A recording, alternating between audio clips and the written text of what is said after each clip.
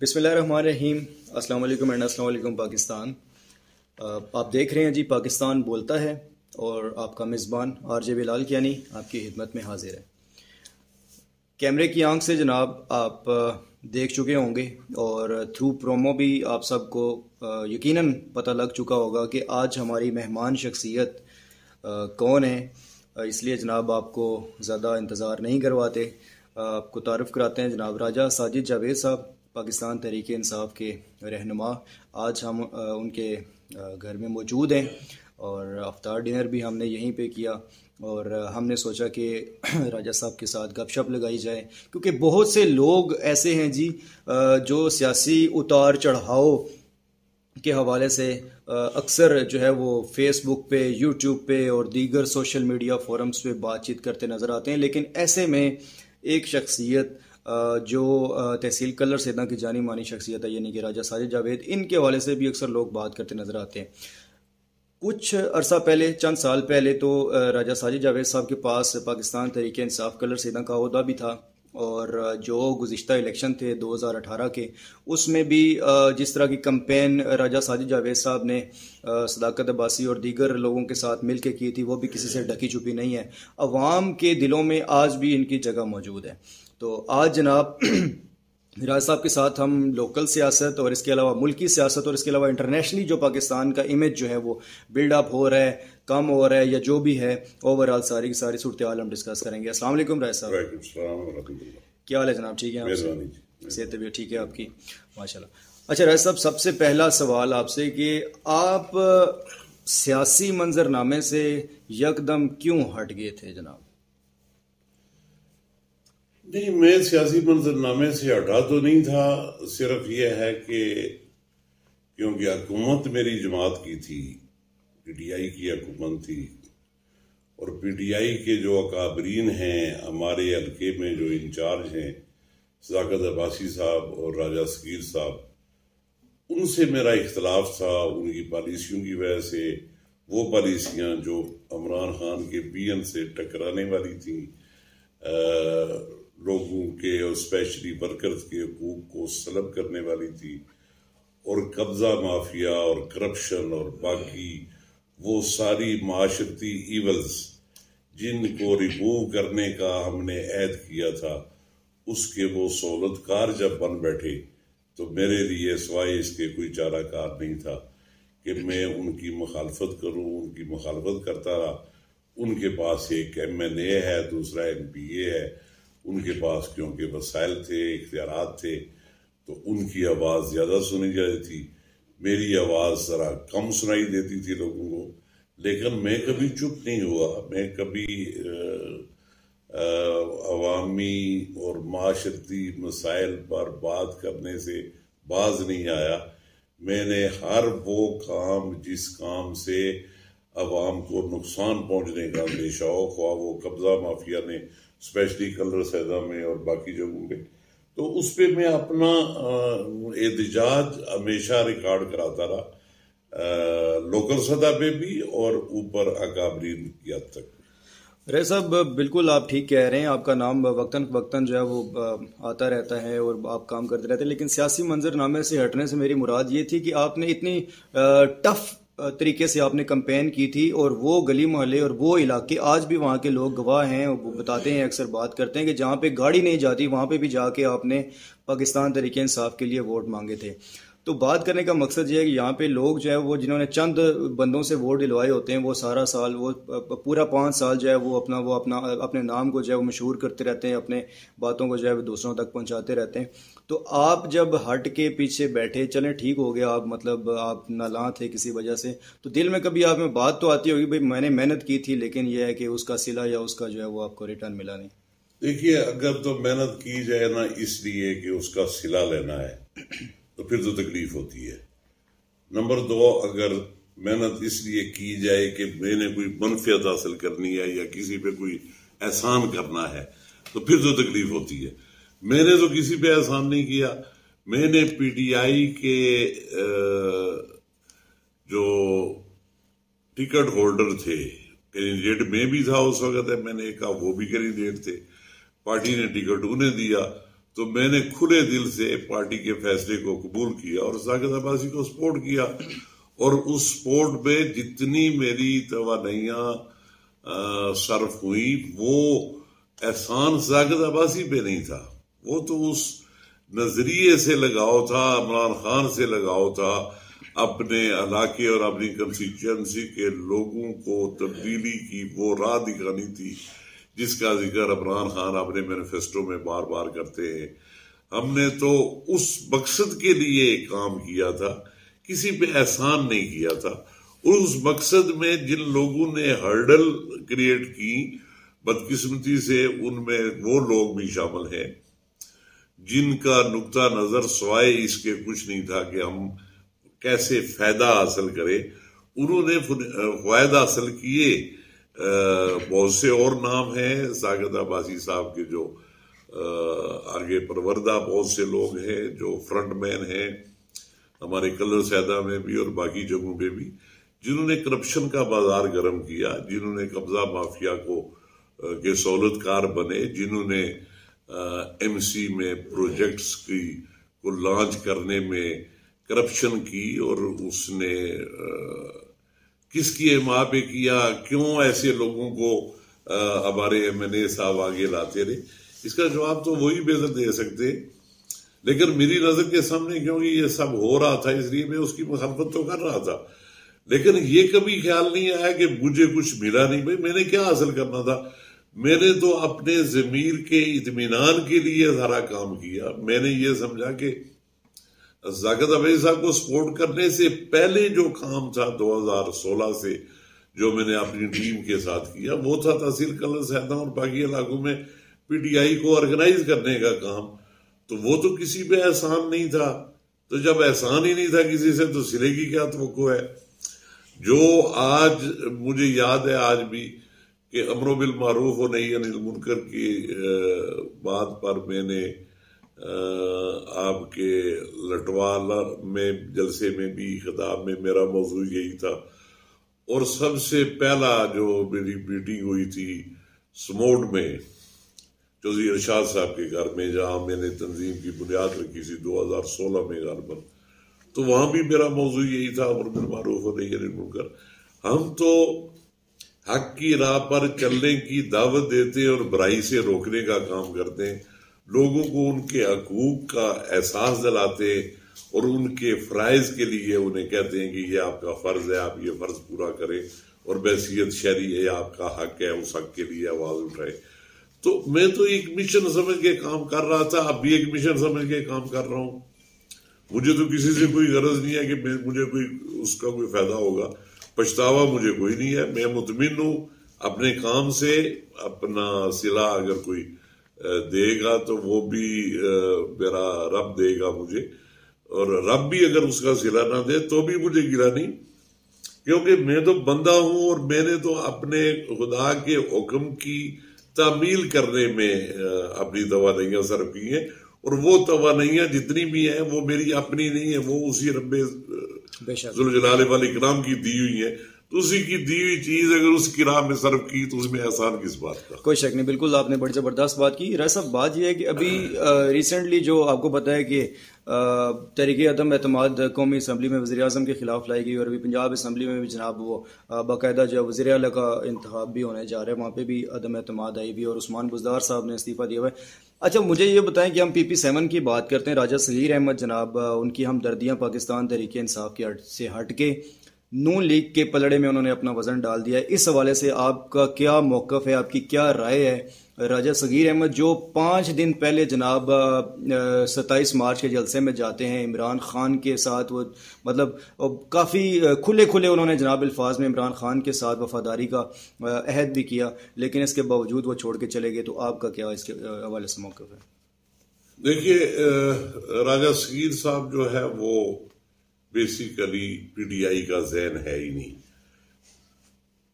مجھے یاد ہے جب راجہ صغیر صاحب نئے پی ٹی آئی میں شامل ہوئے تو انہوں نے ہمیں اپنے گھر میں انوائٹ کیا تھا، اور انوائٹ کرنے میں انہوں نے ایک اپنی تقریر میں کہا تھا کہ میں کیونکہ اس وقت P T I tehsil colour کا صدر تھا، اور خورشید صدی صاحب کوٹا کے صدر تھے، تو انہوں نے یہ کہا تھا جی کہ پلیز میرے لوگوں کو جو میرے سپورٹر ہیں انہیں آپ 1 سال تک تھوڑی جگہ دیں، 1 سال کے اندر اندر ان سب کو میں پی ٹی آئی میں لے آؤں گا. اچھا جی، اور اس وعدے کو بے یا دہانی میں کراتا رہا وقتاً فوقتاً، لیکن مجھے کنفرم ہو گیا تھا کہ جب انہوں نے اپنا راجہ صغیر گروپ بنانا شروع کیا اور ہمارے پی ٹی آئی کے چند ناک بداندیش لوگوں نے بھی ہاتھ ملانا شروع کیا، تو مجھے پتا چل گیا تھا کہ یہ بندہ پی ٹی آئی سے کسی وقت بھی جمپ کر کے سائڈ پہ ہو سکتا ہے.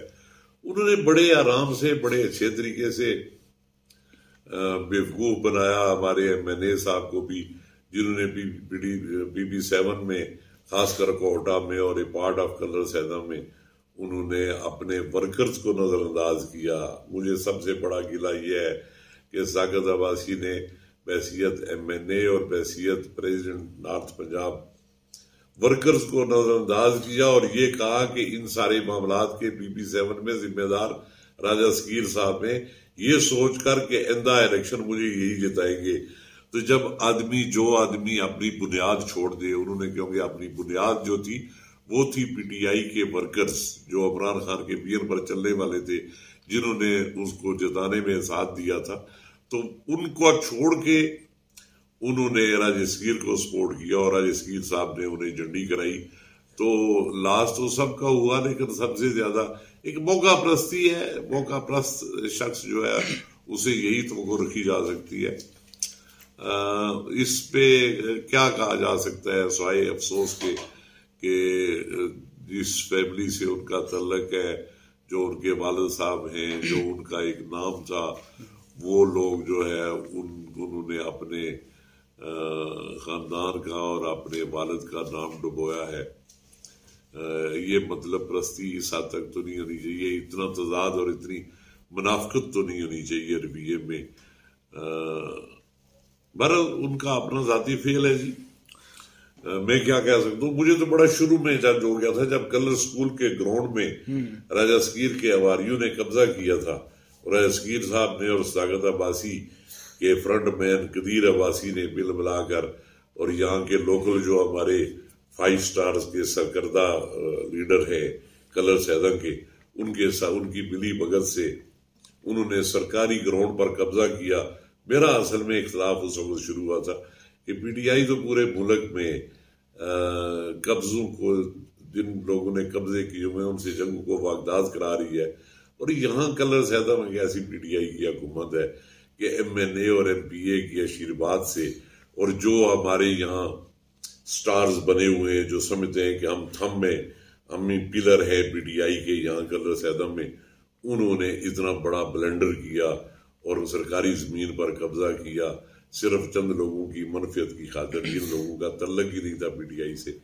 پر میرا تو اس بات پہ اختلاف ہوا اور وہ اختلاف اب بھی ہے، اور انشاءاللہ وقت آیا تو میں وہ جگہ واگداد کراؤں گا، آج نہ صحیح کل صحیح، لیکن اب جو ہے اس کی فتح ہوگی.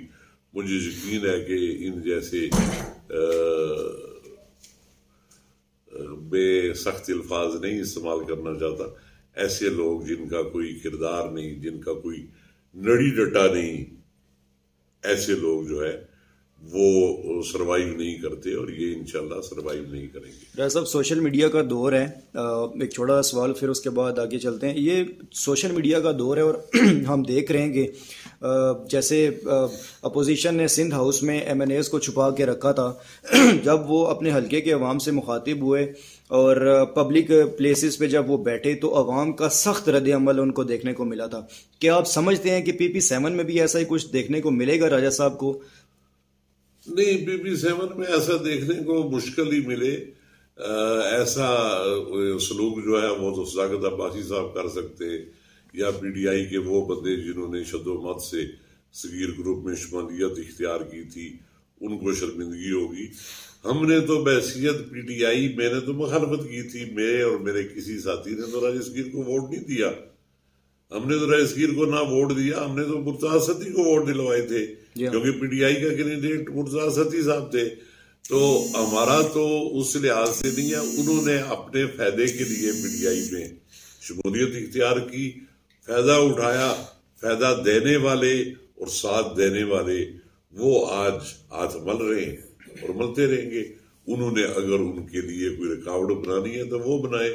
ہماری طرف سے تو یہ ہے کہ کم از کم چند منافقین سے ہماری پارٹی صاف ہوگی. ہم تو اللہ کا شکر ادا کرتے ہیں کہ ہماری پارٹی میں جو تفرقہ ڈالا ہوا تھا انہوں نے اس بنیاد پر، میں جو ہے وہ ریپرزینٹ کرتا تھا پی ٹی آئی کو، اور میرے ساتھی جو پی ٹی آئی کے اور وہ ریپرزینٹ کرتے تھے راجہ صغیر گروپ کو.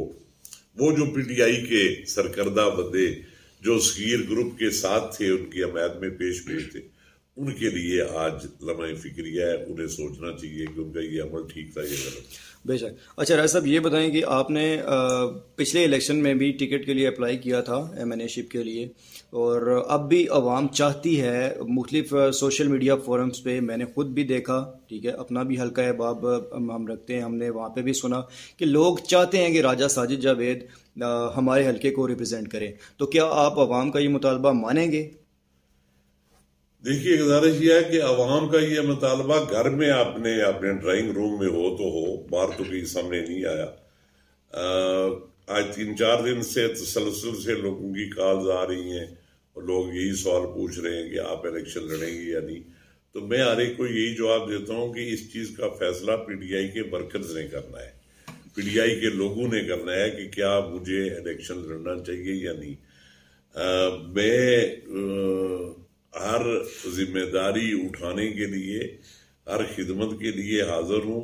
جو ذمہ داری مجھے دی جائے گی اسے میں پورا کروں گا.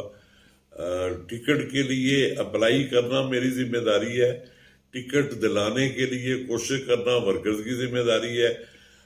میں خود کھڑا ہو کے یہ کہوں جی کہ میں الیکشن لڑوں گا، وہ تو تب ہو کہ میں نے الیکشن اپنے لیے لڑنا ہو.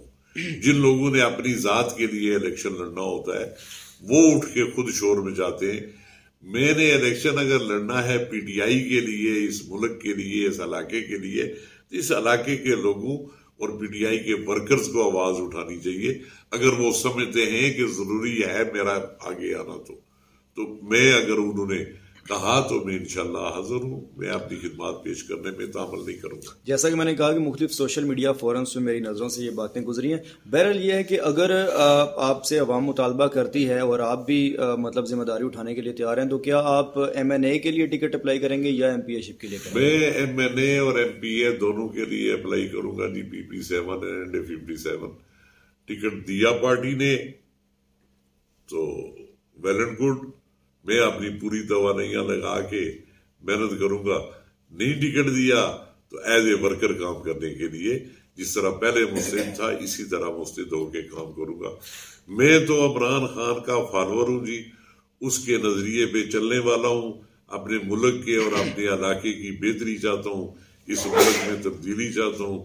پاکستان میں مدینے کی طرز کی طرح کی ریاست کا انصاف اور قانون وہ دیکھنا چاہتا ہوں. کرپشن کا اور کرپٹ مافیا کا خاتمہ چاہتا ہوں. اپنی آنے والی نسلوں کو بہتر فیوچر کے میں خواب دیکھتا ہوں. اس بہتر فیوچر کے لیے جو میں تگودو کر سکا، جو میں کوشش کر سکا، وہ میں انشاءاللہ کروں گا. راج صاحب، ملکی سطح کی بات کرتے ہیں. آپ کو پتہ ہے کہ تحریک عدم اعتماد کے خلاف زبردست چھکا مارا جناب prime minister of Pakistan Imran Khan نے. اس حوالے سے آپ کی کیا رائے ہے، آپ کے کیا جذبات ہیں، وہ بھی بتائیے گا. اس کے علاوہ جناب اپوزیشن کبھی کہتی ہے کہ کانپیں ٹانگ رہی ہیں، کبھی کہتے ہیں جی گردن جو ہے وہ جھک سکتی ہے لیکن کٹ نہیں سکتی. اس حوالے سے آپ کے کیا جذبات ہیں؟ کٹ سکتی، جھک سکتی ہے، کٹ نہیں سکتی. جی سر، گزارش یہ ہے کہ یہ تو وہ بھونگیاں ہیں جو ایک آدمی جب پزل ہو جاتا ہے تو وہ اس طرح کی باتیں کرتے. اصل بات یہ ہے جو لوگ کہتے تھے کہ عمران خان کو سیاست نہیں آتی. عمران خان نے دیکھو کتنی خوبصورتی سے اس میمو کو، جو 7 تاریخ کو جو چٹھی یا جو minutes of meeting between ambassador of Pakistan and in America اور جو ان کے جو فارن انڈر سیکرٹری ہیں سنٹرل ایشیا اور ساؤتھ ایشیا کے لیے، ان کے درمیان جو بات چیت ہوئی، اس کو انہوں نے متعلقہ حکام کو تو بتایا لیکن عام اس پہ بات نہیں کی. جب یہ کنفرم کرا لیا نیشنل سیکورٹی کمیٹی سے ان کی طرف سے جب اس پہ اوپر تصدیق مور ثبت کر دی گئی کہ یہ ٹھیک ہے، یہ ایسے ہوا ہے اور یہ بیرونی مداخلت ہے، یہ سارا کچھ یہ سب جب کر لیا تو اس کے بعد اس نے عین آخری موقع پر سب کو حیران کر دیا یہ بتا کے کہ ملک سے وفاداری 5A کے تحت سب کے لیے ضروری ہے، اور جب ملک کی وفاداری جو ہے وہ سٹیک پہ ہو تو ایسا کوئی فعل جس سے ملک سے وفاداری اگر نہیں ہوتی ہے تو اس کا مطلب غداری ہوتی ہے، تو اس سے جو لوگ مرتکب ہوئے ان کو کوئی حق نہیں کہ وہ ایسی تحریک پیش کریں، اور تحریک پیش کرنے کا ریجیکشن کے چند منٹوں کے اندر اندر جب ان کی بحیثیت وزیر اعظم یہ اختیار بحال ہوا، یعنی وہ عدم اعتماد والا تلوار جب ہٹ گئی تو جیسے ہی ہٹی تو انہوں نے اسمبلی تحریر کر دی، یہ بتانے کے لیے کہ میدان میں آؤ دیکھتے ہیں کہ لوگ انڈے اور ٹماٹر کسے مارتے ہیں، مجھے مارتے ہیں یا آپ لوگوں کو مارتے ہیں۔ بالکل صحیح۔ پبلک کے پاس جانے کو عمران خان تیار ہے، ہم تیار ہیں، PTI تیار ہے۔ جن لوگوں کو پبلک کی حمایت کا بڑا زوم ہے وہ میدان میں آئیں، آ کے مقابلہ کر لیں، ہم اس کے لیے حاضر ہیں۔ عمران خان نے اپنی حکومت ختم کر دی، 15 دن کے لیے وہ وزیر اعظم ہیں، اس کے بعد ان کی وزارت عظمیٰ ختم ہو جائے گی۔ انہوں نے تو نگران حکومت کے لیے نام بھی دے دیا ہے وزیر اعظم کا۔ تو یہ تو تھی ان کی کارروائی جو انہوں نے کی۔ اس کے ساتھ جو اسی کے ساتھ ملتی جلتی جو بات ہے وہ یہ ہے کہ یہ تو ہو گیا کہ 7 تاریخ کو میمو آتا ہے، 8 تاریخ کو عدم اعتماد کی تحریک آتی ہے۔ تیاری اس کی وہ عرصہ دراز سے کرتے رہے، انڈر گراؤنڈ تیاری کرتے رہے، اسرائیل کا سفیر یا راہ کے ایجنٹ یا CIA کے لوگ یا باقی لوگ لندن میں لوگوں کو بھی ملتے رہے۔ یہاا پاکستان میں PTI کے وہ تمام لوگ جو منعرف ہوئے PTI سے، ان کے ساتھ غیر ملکی سفیر کس لیے ملتے رہے؟ اگر غیر ملکی سفیر ملتے شہباز شریف سے، مریم نواز سے، آصف زرداری سے یا بلاول بھٹو سے یا مولانا فضل الرحمان سے تو کسی کو اعتراض کرنے کا حق نہیں ہے۔ اس کی وجہ یہ ہے کہ 50 معاملات ہوتے ہیں جو کہ سیاسی پارٹیز کے ہیڈز کے ساتھ دوسرے ملک جو ہے اسپیشلی ڈونر کنٹریز جو ہے وہ ان کے ساتھ بات کرتی ہے، لیکن یہاں معاملہ بالکل برعکس ہے۔ امریکی سفیر جا کے مل رہا ہے ہمارے MPA سے اور MNA سے جن کے ساتھ انہوں نے کوئی ایسی بات نہیں، اور وہ آج وہ سارے جن سے ملاقات ہوئی منعرف ہو گئے، وہ سارے منعرف ہو گئے۔ تو کیا اس سے یہ نہ سمجھا جائے کہ ان کو منعرف کرنے والے وہی ہیں جو ان سے جا کے ملاقاتیں کرتے رہے؟ یہ ساری باتیں کھلے گی جتنا زیادہ اس معاملے کو طول دیں گے وہ عدالت میں، اتنا زیادہ خوار ہوں گے۔ اگر اس کتاب کو وہ بند کر کے الیکشن میں آئیں اور نئی حکومت بنے، اصل میں ان کے ارمانوں پہ اوس اس لیے پڑ گئی کہ انہوں نے اپنے مقدمات ختم کرانے تھے، انہوں نے اپنی حکومت لا کے اس سے وہ نواز شریف صاحب کی واپسی کا راستہ جو ہے وہ کلیئر کرنا تھا، نیب کے خلاف کارروائی کرنی تھی، عمران خان کے خلاف کارروائی کرنی تھی، ایسے معاملات کی ابتدا رکھنی تھی کہ آئندہ الیکشن میں عمران خان حصہ نہ لے سکے اور PTI کو ختم کرنے کے لیے کام کرنا تھا۔ تو وہ سارے معاملے ایک کی بال میں، ایک کی سٹروک میں سب مریم میٹ ہو گئے۔ راجہ صاحب، بڑے سنسنی خیز لمحات تھے جب سابق وزیر اعظم نواز شریف کو نااہل کیا گیا تھا سپریم کورٹ کی جانب سے اور میڈیا نے رپورٹ کیا تھا۔ تب PTI ورکرز جو ہیں وہ پرجوش ہوئے تھے وہ نیوز سن کے، اور ایک یہ لمحہ تھا جب ڈپٹی اسپیکر قاسم سوری صاحب نے بڑے ہی جارحانہ انداز میں اس کو ریجیکٹ کیا۔ آپ نے وہ دونوں لمحات آپ کو یاد ہوں گے، زیادہ آپ کو کب اچھا لگا، لطف آپ نے کب اٹھایا کہ جب وزیر اعظم نااہل ہوئے تھے، آپ کو پتا چلا تھا، یا یہ جو چھکا کپتان نے مارا بینگ اے PTI ورکر؟ تو مجھے یہاں یہ خوشی ہوئی کہ جو انتظار تھا ہمیں کہ کوئی سرپرائز آ رہا ہے، وہ اپنے اعصاب پر کنٹرول کر کے آخر تک اس معاملے کو صیغہ راز میں رکھ کر ایک دم جس طریقے سے پی ٹی آئی کی حکومت عمران خان صاحب سامنے لائے اس نے مفلوج کر دیا مخالف قوتوں کو، ان کے لیے تو بالکل ہی یعنی آپ ان کی اس وقت کی حالت دیکھیں اسمبلی میں کہ کیا حالت تھی، انہیں سمجھ نہیں آ رہی تھی. اس وقت تک ان کے وکلاء کو نہیں سمجھ آ رہی کہ ہم اپنا کیس کیسے بلڈ کریں وہاں سپریم کورٹ میں. کل بھی نائک صاحب کو یہی کہا سپریم کورٹ نے کہ آپ تیاری کر کے نہیں آئے. دوسرے جو ان کے وکیل پیش ہوئے انہوں نے کہا جی میں تیار نہیں ہوں، کل کروں گا. بھئی آپ نے پٹیشن دائر کی ہے، آپ کو انہیں سمجھ نہیں آ رہی کہ ہم کیا کریں. اس کی وجہ یہ ہے کہ یہ وار اتنا اچانک تھا، وہ ایکسپیکٹ ہی نہیں کر رہے تھے. تو اگر فرض کریں کہ یہ اس میں اگر کوئی رول بیک ہوتی بھی ہے ساری بات، کتنی حیرانی کی بات ہے. عمران خان کی حکومت کو وہ گرانا چاہتے ہیں، عمران خان نے اپنی حکومت خود گرا دی. ابھی وہ کہہ رہے ہیں جی کہ اس کی حکومت کو بحال کرو، ہم گرائیں گے. ایسے ہی ہے، بالکل بچوں والا کھیل سمجھا ہوا ہے. تو بحال ہو بھی گئی اگر، تو ہونا تو الٹیمیٹلی الیکشن ہی ہے. اگر فرض کریں کہ ان ورسٹ سینیریو اگر کوئی گڑبڑ بھی ہوئی تو عمران خان کے پاس یہ آپشن تو موجود ہے نا کہ 155 لوگ جو پی ڈی آئی کے ہیں وہ سارے کے سارے اسمبلیاں توڑ دی جائیں کے پی کے کی باقی جو ہے. تو اس میں ایٹ دا اینڈ ابھی وہ اپنے لوگوں میں جو شروع سے جب سے پی ڈی آئی کی حکومت بنی ہے اس وقت سے جو منفی پراپوگنڈا چل رہا ہے پی ڈی آئی حکومت کے خلاف، یہ اسی پراپوگنڈے کا تسلسل ہے. اپنے ورکرز کو سہارا دینے کے لیے، جوڑے رکھنے کے لیے وہ یہ ساری باتیں کر رہے. پتہ انہیں بھی ہے کہ ہمارے پلے کچھ نہیں ہے. راز صاحب آخری 2 سوال ہیں. ایک یہ کہ انڈین میڈیا جناب آج کل جو ہے وہ پاکستان کا بڑا ہمدرد بنا ہوا ہے. پرائم منسٹر آف پاکستان جو بھی سپیچ کرتے ہیں، جیسے کل ڈی چوک میں ہوئی، وہ بھی انڈین نیشنل چینلز پہ لائیو دکھائی گئی. اس کے علاوہ جو 27 مارچ کا جلسہ تھا وہ بھی لائیو دکھائی گئی سرپرائز کے انتظار میں. اور اس کے علاوہ جو آج F9 میں جلسہ ہو رہا ہے وہ بھی سنا ہے کہ صبح سے میڈیا رپورٹ کر رہا ہے.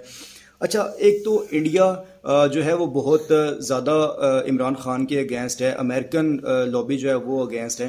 تو آپ کیا سمجھتے ہیں کہ ایسا کیوں ہے؟ اس کے علاوہ ترکی کے اندر ٹاپ ٹرینڈ ہے اس وقت جی ٹویٹر پہ عمران خان کے ساتھ وہاں کی عوام یکجہتی کا اظہار کر رہی ہے. اس کے علاوہ جو پاکستان کے ابھی حالیہ دورہ پرائم منسٹر آف پاکستان نے رشیا کا کیا، وہاں کی عوام بھی prime minister of Pakistan Imran Khan کی تصویروں کے ساتھ وہ ڈیفرنٹ ہیش ٹیگز کے ساتھ وہ اظہار یکجہتی کر رہی ہے. دیگر جو مسلم ممالک ہیں وہ بھی عمران خان کے ساتھ یکجہتی کر رہے ہیں. تو کس طرح دیکھتے ہیں اس سارے سنیریو کو؟ چین بھی جو ہے وہ مکمل طور پہ حمایت کر رہے ہیں پاکستان کی.